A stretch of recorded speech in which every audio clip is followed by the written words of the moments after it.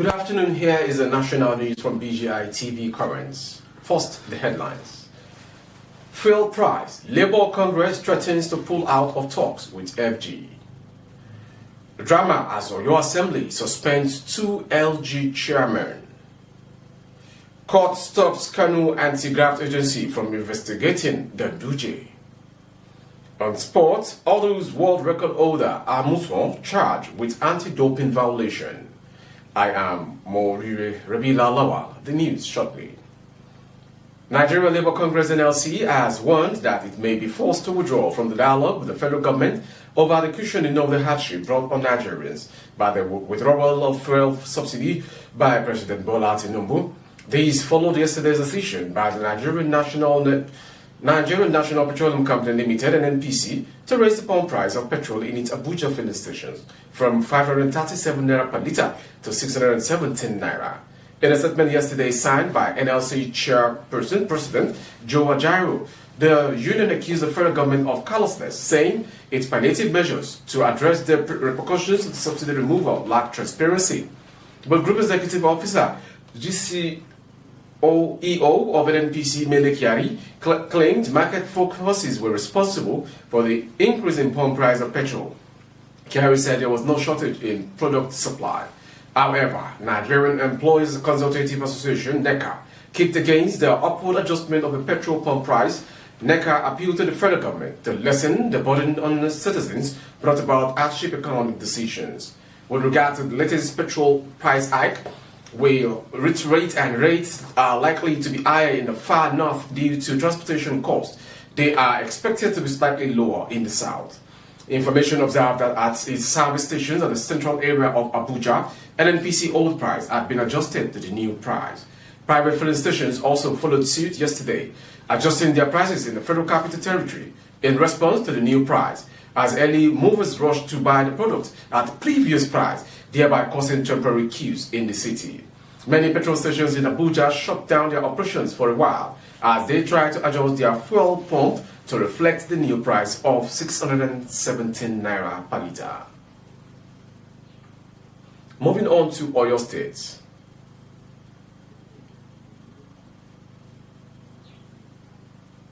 The Taurid Adediba, the chairman of Akinyele local government area of Oyo State, has been suspended by the Oyo State House of Assembly. He was suspended on Tuesday over alleged gross misconduct and misappropriation of funds. The Assembly, however, directed the Vice Chairman to take over Council, while the Secretary take over the Local Council Development Area 1 and Assistant Secretary to the Local Council Development Area 2. The Assembly also directed the Chairman, Ibadan North Local Government Area, popularly known as Agba Egbe, to step aside. Moving from Oyo State to Kano. A federal high court sitting in Kano State has restrained the State's Public Complaints and Anti-Corruption Commission from investigating immediate past Governor Abdullahi Ganduje over alleged misappropriation of 100 billion naira from state local government accounts. While delivering the ruling on Tuesday, the presiding judge, Justice S.A. Amobeda, also stopped the commission from investigating, arresting, and intimidating local government chairpersons pending the examination of the applicant motion on notice. The restraining order was consequent upon an ex parte application filed by counsel to the applicant, Morgan C. Moraye, while such a perpetual order stopping the commission from further investigating into the missing funds. The applicants were the chairpersons of Dawakin Tofa, Ungogo, Dambata, Kunchi, Rimingado, Karaye, Bichi, Senyawa, Gorzo, Tarauni, Dala, Tudunwada, Kano Municipal, and Shanono LGAs, while the respondents were the commission and its chairman, Mohi Rimingado. The anti-graft agency had on Monday announced that it had commenced an investigation into the alleged misappropriation of funds under Ganduje's government and the affected LG chairman, prompting them to approach the courts to put the restraining order on the commission. Justice Amobeda also granted an interim injunction restraining the respondent jointly and severally, personally or through their agents, servants, privies, and all assigns from arresting whomever and however from inviting, investigating, arresting, detaining, harassing, or intimidating the applicant in respect of local government accounts, their personal accounts, vouchers and cash books of local government hearing, pending the hearing and determination of the applicant's motion on notice. The court also stopped the respondent from taking any further steps in connection with or relating to or arising from the invitation by the respondent against the applicant as communicated in the first respondent letter dated July 7th and 10th, 2023, respectively, pending the administration and determination of the applicant's motion on notice. From Kano State to the next story. In just 2 weeks, Borno State has experienced 4 devastating attacks by Boko Haram insurgents that killed at least 35 lives in the state. These attacks mostly targeted at farmers' India farms and fields, threatening a reversal of relative peace and food security that the state gradually attained over the years. Information reports indicate that how the attacks had happened between July and June 14 and June 30th also left many farmers injured and scared many farmers off their fields this season. These attacks, which are likely to be higher than reported, mostly took place in the southern Borno, the agricultural hub of the state, and are threatening food security in Borno, the northeast, and the country at large. The most recent attack was on June 26, when suspected Boko Haram militants ambushed 8 farmers on their way to farm and slaughtered 7 farmers in Damboa local government area of the state. Locals and security sources said the incident happened around 11:30 a.m. at the Bola Jamba area of the council.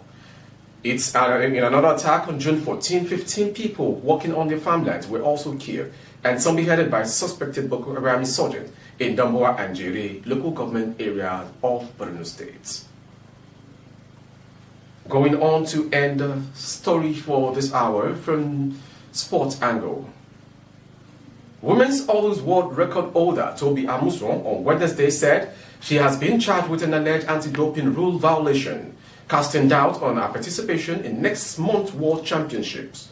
Today, the Athletic Integrity Unit AIU has charged me with an alleged rule violation for having 3 missed tests in 12 months, she said in a post on Instagram. The Nigerian athlete set the current world record for the women's 100-meter hurdles of 12.12 seconds at last year's World Athletic Championships. Amuson, 26, vowed to resolve the charges against her before this year's competition, set to be held next month in Budapest. 18 minimum, I intend to fight this charge and will have my case decided by a tribunal of 3 arbitrators before the next start of next month's World Championship, she said. I am clean, the athlete said, and I am regularly clean. With that sports story, we've come to the end of today's national stories from BGI TV Current. Before we go, some headlines. Fuel price, Labour Congress threatens to pull out talks with FG. Drama as Oyo Assembly suspend 2 LG chairmen. Court stops KANO anti-graft agency from investigating and arresting Ganduje. On sports, Always World Record holder Amuson charged with anti-doping violation. For more updates of our broadcast on YouTube, our handle is BGI TV Current. Kindly subscribe and click on the notification bell. Select option all to access all of our broadcasts. On Facebook, Bagide Imo with Alawiye Adebayo, please like and follow the page. For advertisement of your goods and services, coverage of events and functions, please dial the phone number streaming on your screen. Thank you for watching. I am Mo Rabila Lawal. Good afternoon.